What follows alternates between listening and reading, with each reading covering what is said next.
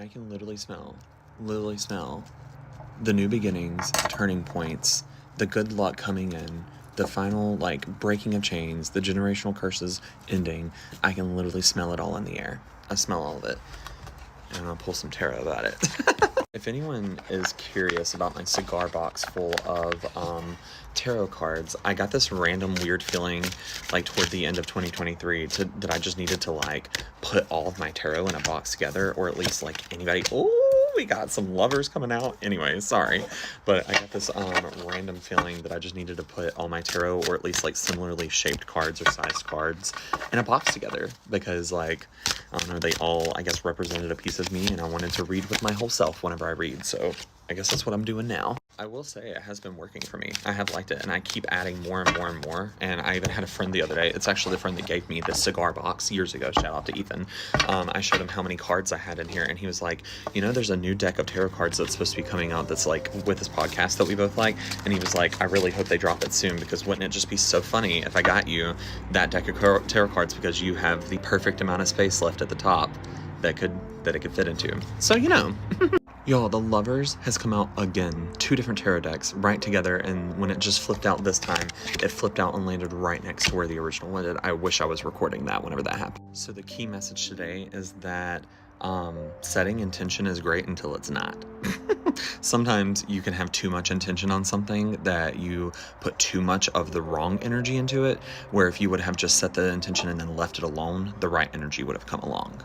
I will also say I typically do not do just love readings. I will mention love sometimes on here because it's for the general public. It's for whoever it resonates with and whoever it aligns with. There's no way that every single person that watches this video is going to resonate and feel accurate about the reading, but this today is very much a love reading, but also very introspective. It's about how you are on the self-love journey, where you are on the self-love journey, and also where someone else is on the self-love journey, and how that is now combining and coming into one self-love journey between 2 people.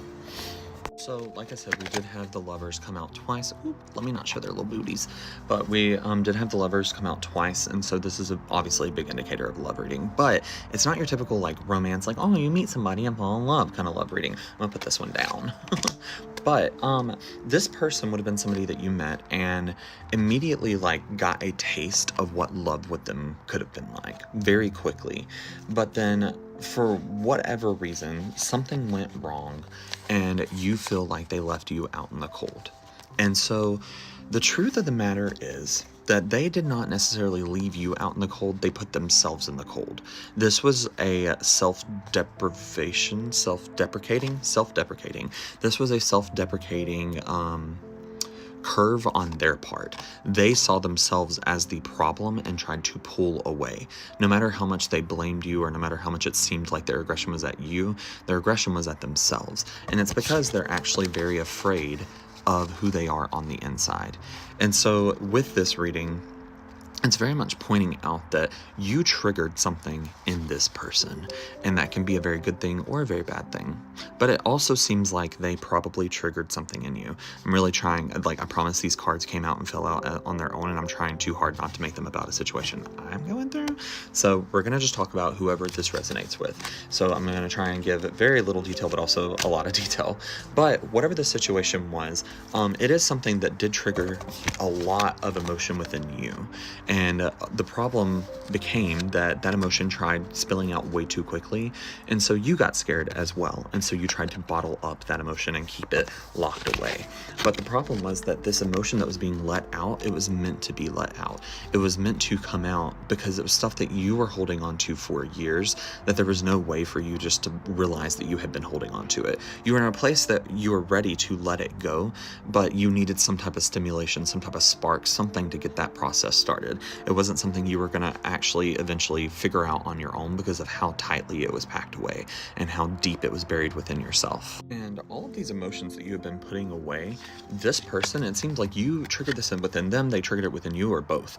It made all of those emotions go center stage. So right along the time that they were having all these positive feelings for you, or you were having all these positive feelings for them, you also had all the old negative shit that needed to get pulled up too. And and it came up. And unfortunately, that was a lot to try and balance. It was a lot to try and balance. And so now you're sort of in this place where it's like, am I out in the cold? What am I waiting on? What am I doing? And the truth is that you were waiting for a tower moment to happen. And it did. And now it's over.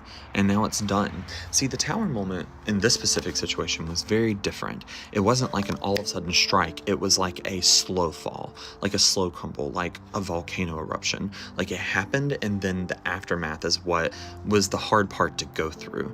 But it was all necessary for your growth.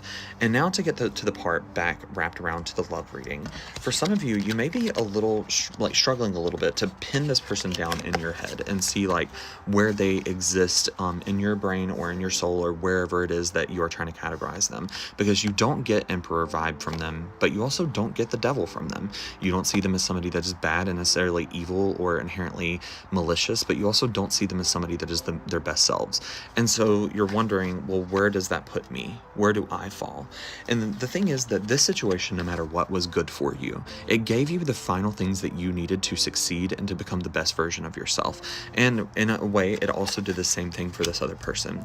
And so for a lot of you, I do see that there's a very good chance that you two will come back together and that you two will grow together and that you are meant to reach that emperor energy together. It was meant to be a strike and then like a trigger and then oh, okay, this is what I need to do moving forward.